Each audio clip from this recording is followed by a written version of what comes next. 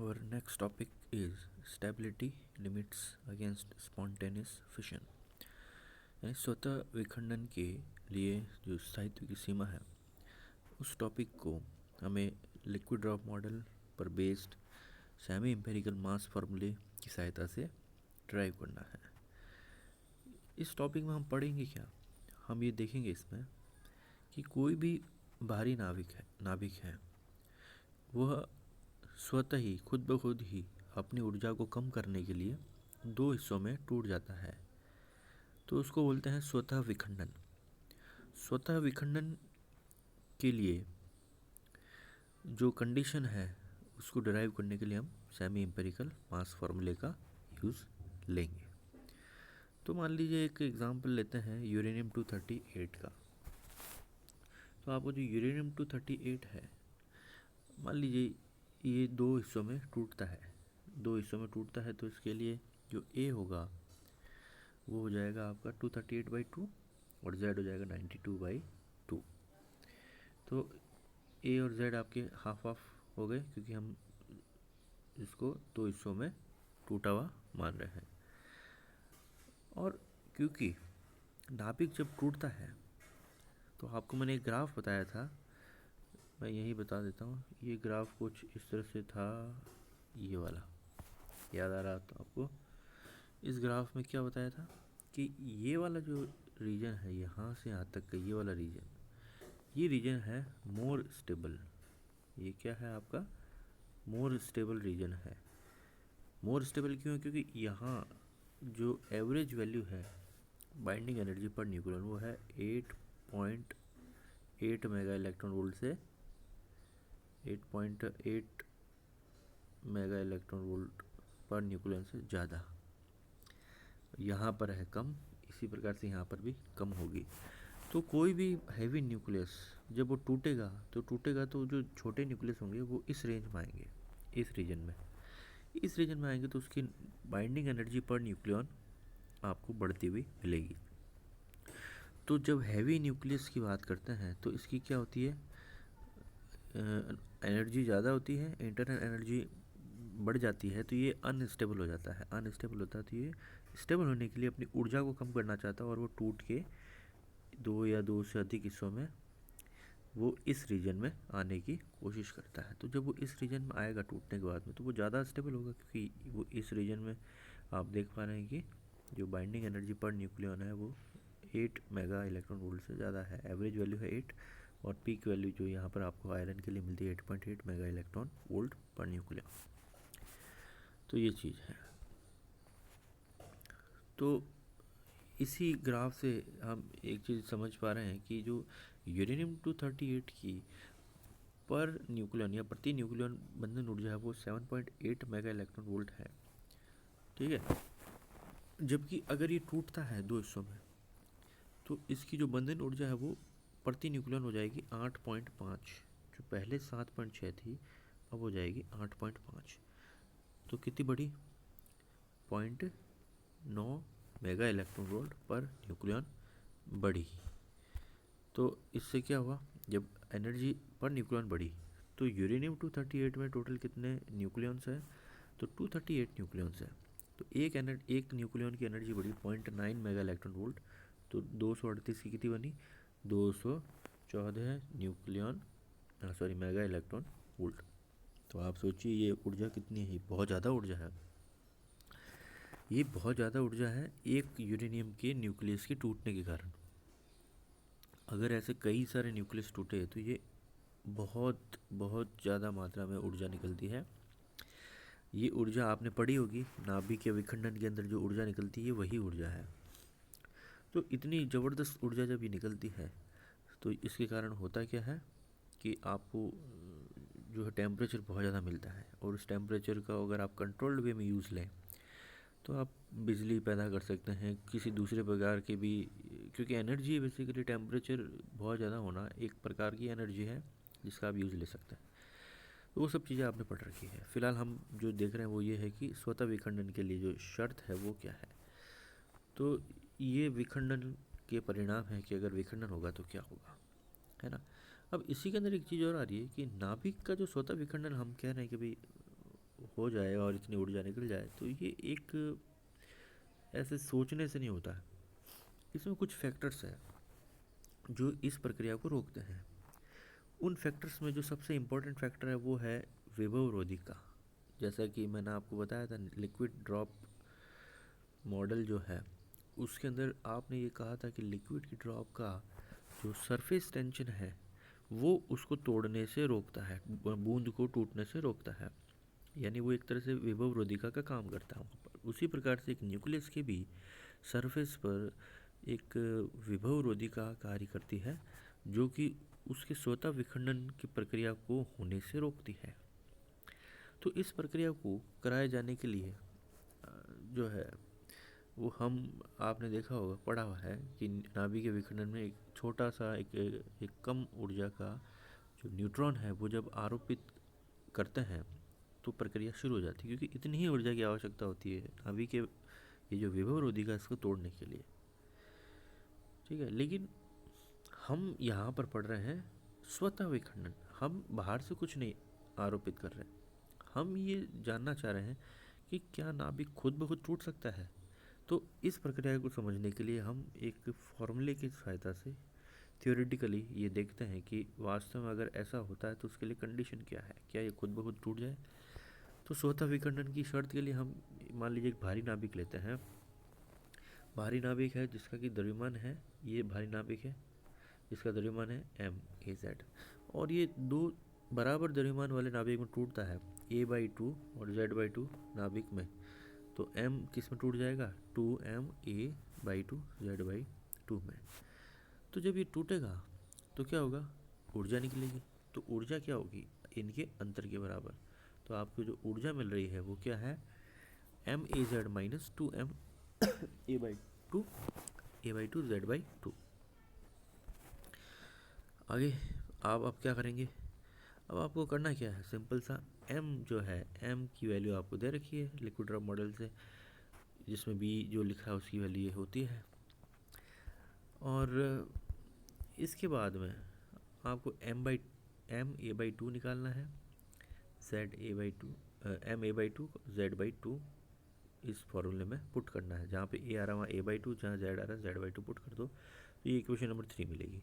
अब आप क्या करो, इक्वेशन नंबर 2 और 3 की जो वैल्यू है उसको रखो q वाली इक्वेशन में, तो आपको दोनों का अंतर के कारण एक इक्वेशन मिलेगी। आप इसको सॉल्व कीजिए, सॉल्व करेंगे तो इक्वेशन नंबर 4 मिलेगी in terms of as and ac। तो यह एक इक्वेशन मिली जो ये बताता है कि स्वतः विखंडन की प्रक्रिया में सरफेस ऊर्जा, पृष्ठ ऊर्जा और कूलाम ऊर्जा ही प्रभावी होती है और बाकी ऊर्जा जो है वो नगण्य हो जाती है। तो स्वतः विखंडन के लिए जो आपकी कंडीशन होनी चाहिए वो है Q greater than equal to 0, यानी ऊर्जा हमेशा धनात्मक होनी चाहिए। नाभिक के अंदर ऊर्जा इतनी हो जाए कि वो खुद ब खुद टूटे। अगर ये Q नेगेटिव होता ना तो उसको बाहर से ऊर्जा देनी पड़ती तोड़ने के लिए, लेकिन Q पॉजिटिव होना चाहिए अगर स्वतः विखंडन चाहिए तो इसलिए मैंने यहाँ लिखा भी है कि नाभिक की बाहरी ऊर्जा की आवश्यकता नहीं होती है अगर स्वतः विखंडन चाहिए तो इसलिए Q greater than equal to 0। अब आप इसमें क्या करो, इसी इक्वेशन जो आपने अभी लिखी है उसमें ग्रेटर देन इक्वल टू 0 रख दो राइट साइड में, और इस इक्वेशन को सॉल्व करो। सॉल्व करोगे तो ब्रैकेट वाली टर्म जो है वो ग्रेटर देन इक्वल टू 0 हो जाए, क्योंकि a तो 0 हो नहीं सकता। इस इक्वेशन को जब आप सॉल्व करेंगे और AC और AS की वैल्यू पुट करेंगे तो आपको इक्वेशन नंबर 5 मिलेगी, z² greater than equal to 15।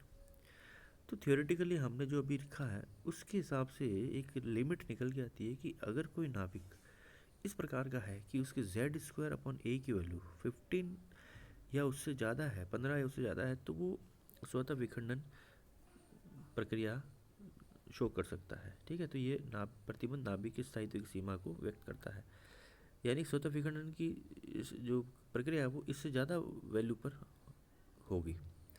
अब ये जो वैल्यू आ रही है z² greater than equal to 15, ये प्रश्न इस बार एग्ज़ाम में पूछा भी गया था, और जो वास्तविक लिमिट है इसकी वो इससे ज़्यादा होती है। जैसे कि एक्चुअल लिमिट जो है z² greater than equal to 44 है, जो हम आगे पढ़ेंगे अगले स्लाइड में। अब यहाँ मैंने देखो नीचे लिखा है यूरेनियम 238 के लिए z² की वैल्यू है 35.6, यानी 15 से ये शर्त ज़्यादा है, तो स्वतः विखंडन की शर्त को पूरी करता है, फिर भी जो आपका यूरेनियम है वो स्वतः विखंडन शो नहीं करता है। और अगर वो शो करेगा तो उसकी अर्ध आयु 10⁻16 वर्ष, यानी कि इतने वर्षों में जाकर कभी कोई एक प्रक्रिया के द्वारा वो खुद ब खुद टूटेगा। तो ये एक तरह से तो माना जाए तो ये प्रक्रिया हुई या नहीं हुई बराबर ही, क्योंकि 10⁻17 ईयर्स किसने देखा। तो स्वतः विखंडन में प्राप्त नाभिक स्थायी नहीं होते हैं और स्वतः विखंडन प्राय नहीं होता है। ये नहीं होता है, ये प्राय नहीं होता है, लेकिन कभी कभी हो सकता है। तो वो जो कंडीशन है उसके लिए वो क्या हो सकती है वो हम देख रहे हैं। तो अभी हमने देखा कि z² > a > 15 जो है वो एक थियोरेटिकल लिमिट आ रही है, लेकिन उसमें भी कुछ कॉन्सेप्ट और लगेंगे, क्योंकि वास्तविक सीमा तो जो है वो 44 के आसपास जा रही है। अगर वास्तव में होना है तो वो लिमिट क्या है, 44। तो स्वतः विखंडन के प्रति नाभिकों के स्थायित्व को समझने के लिए नाभिक के पृष्ठ पर एक विभव रोधिका की अवधारणा का उपयोग करते हैं। ये तो आपने अभी बात करी है थोड़ी देर पहले कि विभव रोधिका होती है। विभव रोधिका क्या होती है कि एक नाभिक दूसरे नाभिक के पास अगर आएगा तो वो एक दूसरे में मर्ज नहीं हो सकता, क्योंकि दोनों के बीच में एक बैरियर काम करता है।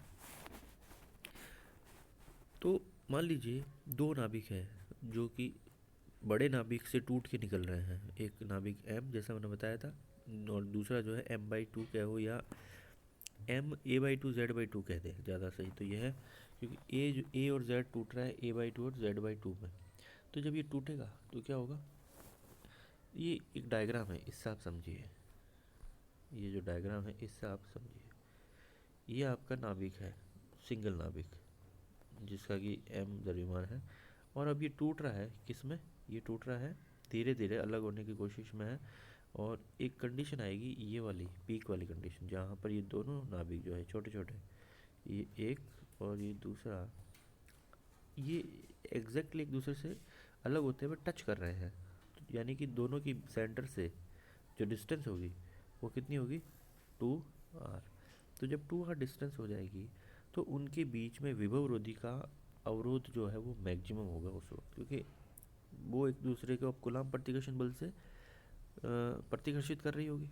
अभी तक तो देखो जब ये इससे कम कंडीशन में तो उसमें आकर्षण बल लग रहा है, लेकिन जैसे ये एक दूसरे से टच करती हुई होगी तो ये मैक्सिमम वैल्यू होगी। और जब ये दूर जा रहे होंगे, अब देखो मैक्सिमम होगी तो फिर क्या होगा, ये दूर जाएंगे और इनका जो प्रतिकर्षण बल है वो कम होगा, यानी इनकी स्थिति ऊर्जा भी लगातार क्या होगी, कम हो रही होगी। तो ये चीज़ आप इस ग्राफ से समझ सकते हैं। अब ये जो विभव प्राचीर आपको दिख रही है, विभव प्राचीर का मतलब क्या हुआ, ये बैरियर है एक तरह से। देखो इसकी वैल्यू लगातार बढ़ी, मैक्सिमम हुई, फिर वापस घटना शुरू हो गई। तो जहाँ मैक्सिमम हुई यहाँ हम ये कह सकते हैं कि एक तरह से ये विभव है, यहाँ पर वैल्यू कम है, यहाँ पर वैल्यू कम है, और यहाँ से जैसे वो यहाँ पहुँचेगा तो आपको इतना बड़ा बैरियर मिलेगा। तो ये विभव रोधेगा। तो कोई भी स्वतः विखंडन की प्रक्रिया तब होगी जब वो इतनी ऊर्जा रखता है या इससे ज़्यादा ऊर्जा रखता है, तभी वो टूट पाएगा, नहीं तो नहीं टूट पाएगा। समझ गए। तो ये चीज़ है। अब चलते हैं। तो अब हम ये मानते हैं कि जो विभव रोधिका है उसकी जो ऊर्जा होगी, स्थितिज ऊर्जा, वो क्या हो जाएगी, इन दो नाभिकों के जो कि z/2 a/2 के हैं, और इन दोनों की जब ये टच करेंगे तो मैक्सिमम दूरी इनके बीच में 2r हो जाएगी। उस केस में जो इसकी स्थितिज ऊर्जा होगी, कूलाम स्थितिज ऊर्जा, वो हो जाएगी E = 1/4πε0 E² into z/2² r। तो ये आपकी r जो आ रहा है इसके अंदर हमने रख दिया r = r0 a⁻⁴ ठीक है। इसको आप पुट करें a की जगह a/2 और इस इक्वेशन में रख दें तो आपको EC मिलेगा इक्वेशन नंबर 6 की फॉर्म में सॉल्व करने के बाद में। तो ये EC एक स्थितिज ऊर्जा है, या ये विभव ऊर्जा है, या ये पोटेंशियल बैरियर हाइट है। यानी कि अगर कोई